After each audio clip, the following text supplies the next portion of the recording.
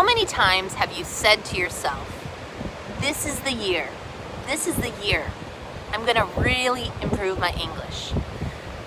Have you ever taken the time to think about what it is that stopped you? What stopped you in the past? And what has caused you get momentum and then you stop? Or you get to a certain point and you stop. I don't believe that there's one answer to that question, what causes us to lose momentum, but there are for sure some good answers. And there's wonderful literature about this subject, and in my work, I've seen over the past 2 decades working with language and working with people learning languages that there are some specific, we'll call them ingredients, that when used in the right way can really create more momentum, can maintain that momentum, can create sustained motivation. Because, okay, I can motivate you. That's not my job as a motivational speaker, but I can motivate you. I can get you excited. I can talk with you, or you can watch my videos and you can get pumped up, but I'm not in your head. I'm not with you 24/7, and I never will be truly in your head. The only person in your head is you. So really, what I'm talking with you about today and in the next few weeks, and when I'll be launching my new course, Prepare to Take Off. And I'll be launching the first 2 modules for free here on this channel and in other spaces, and I'm so excited to do that. Because what it's really about is trying to change that voice inside of your head, your voice. And that starts with your commitment. It starts with you committing that this is what you want. It's very different to say, I think I want this. Oh, that would be cool. Wow, that would be neat. Yeah, I guess. People say that English is really important. For my job, it's important. Great. For being important for your job is one thing. Being important for you to achieve the goals you have in your job and beyond is a very different thing. And that's what I want to help you tap into, to understand and then tap into. If you have an overwhelming desire to learn English, awesome. If you don't, I want to ask you if maybe that's what stopped you in the past. If you don't like English, if it's boring, etc., etc., we're going to work with that in the following weeks.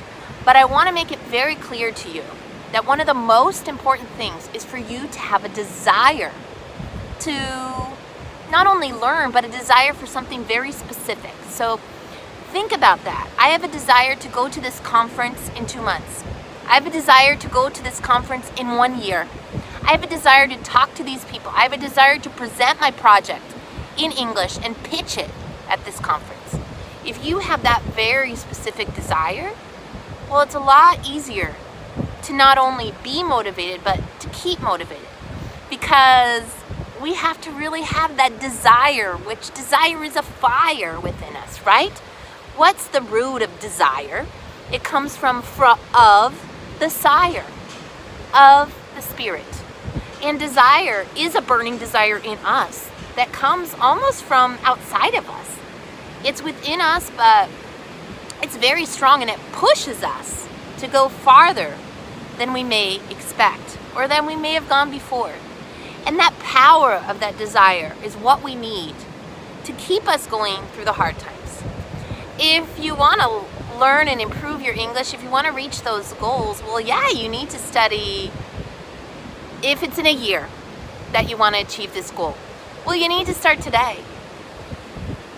You need to start today, and you need to keep going every day until next year. And that's not easy to do, but that's how you'll see the real improvements.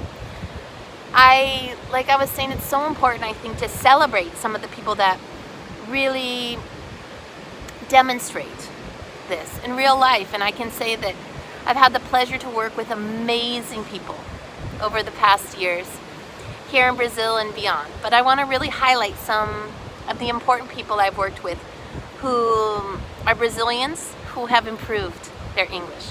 And one person that really highlights the idea and the importance of commitment, I would say, is Delvon Greeler. I will show some of the very specific accomplishments that he's had because they're too numerous to mention right now. But what I really want to highlight about Delvon is that he's somebody who has been learning English for a long time. He had been learning English for a long time.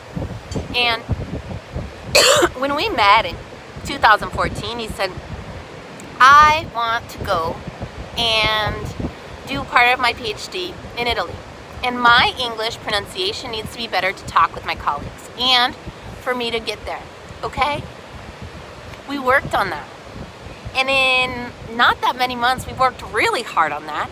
And he asked me so many questions and practiced so hard because that was his goal. And off he went to Italy. He did his PhD there, also at PUCI in Porto Alegre. He finished both.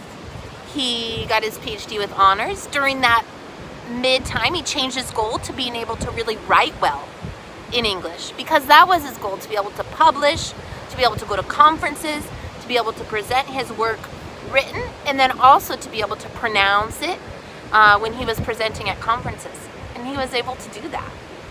But he wasn't able to do that easily. It required a big commitment, a big choice, a lot of time, a lot of work, a lot of dedication, a lot of persistence.